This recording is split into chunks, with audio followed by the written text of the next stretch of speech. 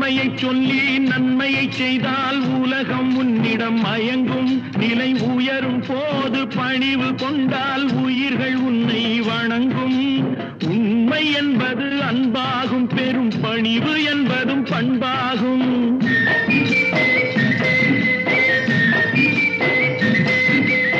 உண்மை என்பது அன்பாகும், பெரும் பணிவு என்பது பண்பாகும். இந்த 4 கட்டளை அறிந்த மனதில் எல்லா நன்மையும் உண்டாகும், எல்லா நன்மையும் உண்டாகும்.